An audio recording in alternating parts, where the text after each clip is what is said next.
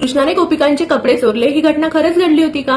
हा प्रश्न मला एका सेमिनारमध्ये विचारण्यात आला. आणि जर खरंच कृष्णाने गोपिकांचे कपडे चोरले होते तर मग आपण त्यांची पूजा का करतो?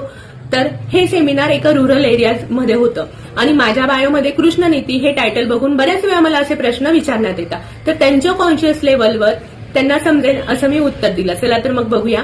तर उत्तर असं होतं की जेव्हा आपण एखाद्या सिरियलची शूटिंग करतो तेव्हा पडद्यामागच्या गोष्टी म्हणजे त्याचं शूटिंग होत असतानाच्या गोष्टी आणि पडद्यावर आपल्याला त्याचं आउटपुट दिसताना ज्या गोष्टी असतात सिरियलमध्ये त्या दोन्ही गोष्टी पूर्णपणे वेगळ्या असतात. तसंच शास्त्राचा अभ्यास करून समजून घेताना किंवा करताना त्या दोन वेगवेगळ्या गोष्टी असतात. एक लौकिक अर्थ आणि एक पारलौकिक अर्थ असे त्याचे दोन अर्थ असतात. तर लौकिकदृष्ट्या ती गोष्ट अशी होती की श्रीकृष्णाने गोपिकांचे कपडे चोरले, पण पारलौकिक अर्थ त्याचा असा होता की श्रीकृष्णाने गोपिकांना देहभान समजून दिलं, देहभाव समजून दिला, आत्मभान दिलं.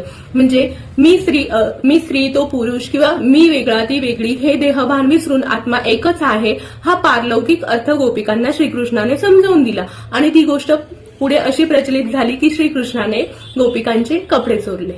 म्हणून कदाचित शास्त्रकथा फक्त पाहायच्या नसतात तर त्या समजून घ्यायच्या असतात आणि त्याचा अर्थ उलगडायचा असतो.